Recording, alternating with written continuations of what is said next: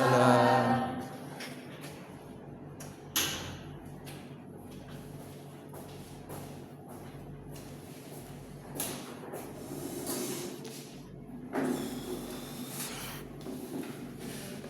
Assalamualaikum warahmatullahi wabarakatuh. Waalaikumsalam warahmatullahi wabarakatuh. Sebelum kita mulai pada pembelajaran pagi hari ini, marilah kita berdoa. Berdoa mulai. Bismillahirrahmanirrahim. Ada yang nggak hadir? Devi ini ada apa itu? Apa ya berarti ya? Mohon keterangan Pak. Kalau sini kita dapat keterangan Pak ya Pak. Oh, ya. Kalau ini,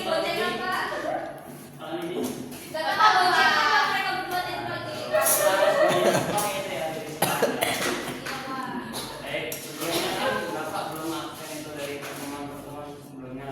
Nah, pada pertemuan sebelumnya itu Bapak membahas tentang apa? Ada yang tahu?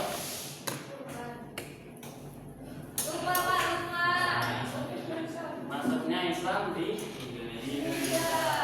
Sekarang Bapak akan menjelaskan materi tentang strateginya ya, strategi dakwah dan perkembangan Islam di Indonesia, atau menelusuri jejak kedamaian dan akulturasi budaya.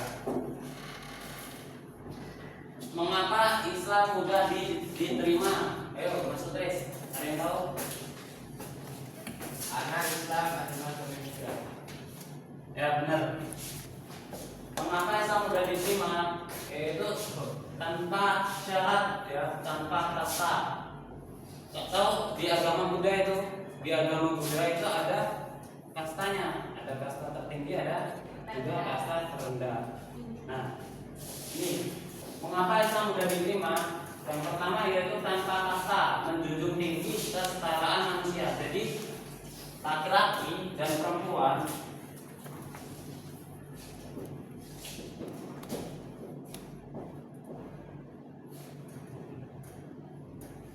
itu sama ya, sama rata di pandangan umat Islam. Yang kedua yaitu syaratnya mudah, cukup dengan mengucapkan 2 kalimat syahadat.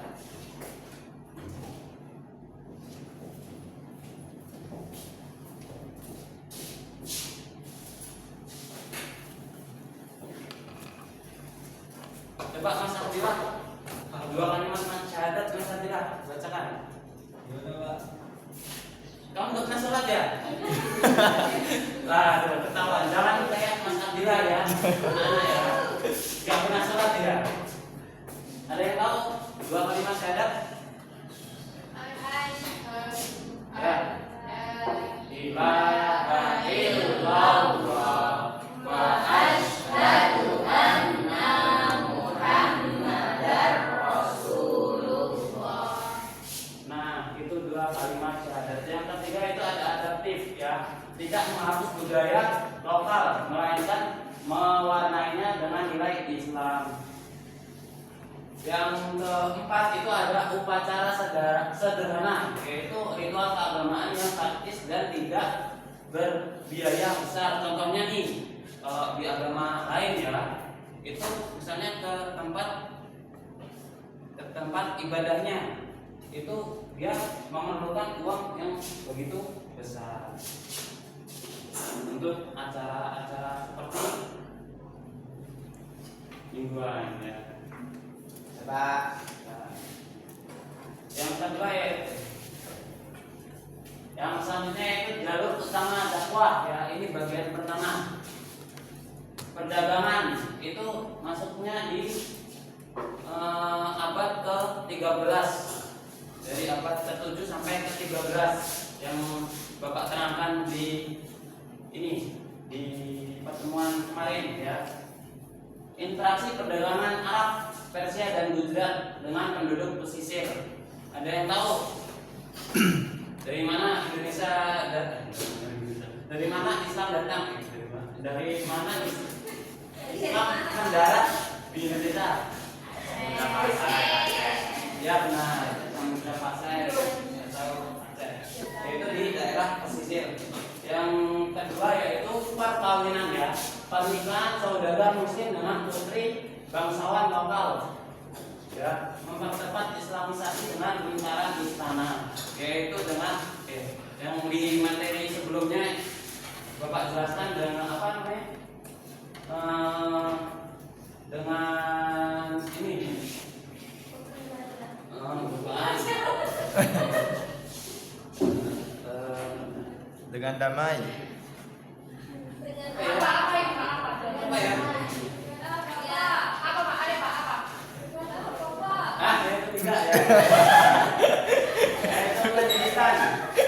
Ya, pendirian pesantren sebagai pusat penggemblengan terhadap dakwah atau penempaan penempaan dakwah ya.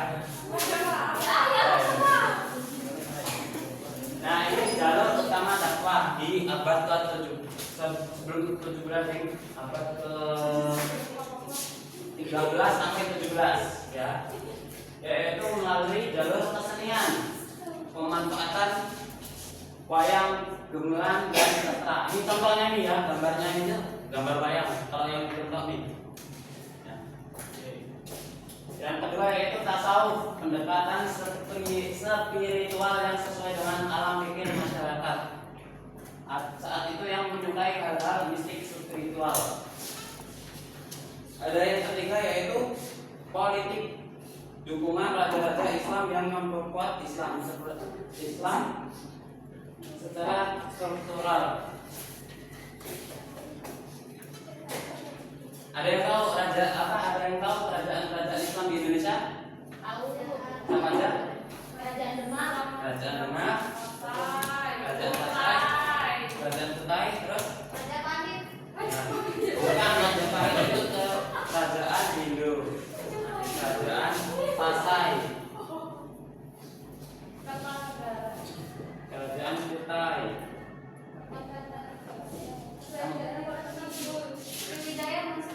Dan lain juga itu maksudnya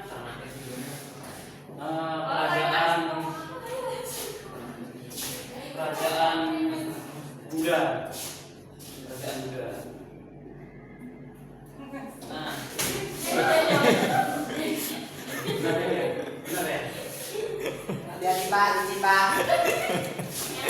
Izin katanya. Nah, selanjutnya itu peran strategis Wali Songo. Ada yang tahu Wali Songo itu penyebarannya di mana? Jawa. Benar Mbak Laila. Wali Songo itu penyebarannya itu di daerah Jawa ya. Di daerah Jawa. Nah, tahu Wali Songo itu ada berapa? 9.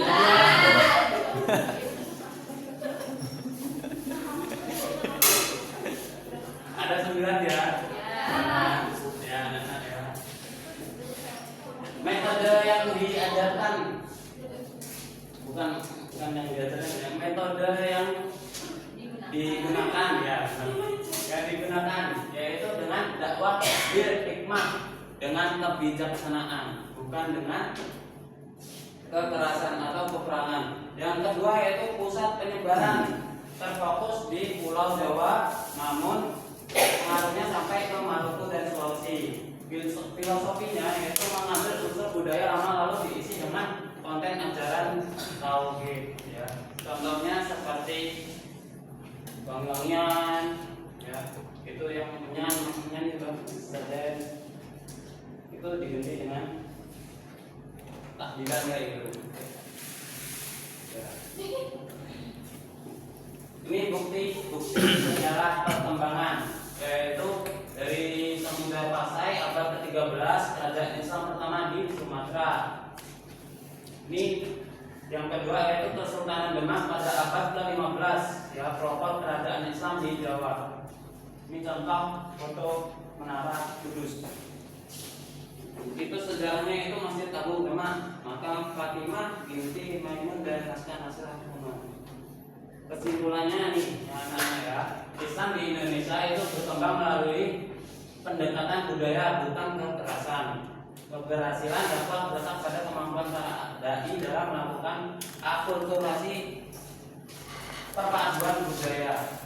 Contohnya tadi seperti wayang, gamelan, dan lainnya. Oke, waktunya Bapak sudah selesai. Besok hari ini Bapak kasih PR. Nanti Bapak tulis di papan tulis. Kalian kerjakan di rumah ya. Soalnya tulis apa? Soalnya itu yang gak usah deh. Buat jawabannya ada. Besok di foto. Apa yang Pak? Apa ya Pak? Nilai soalnya gimana? Di foto kan ada HP.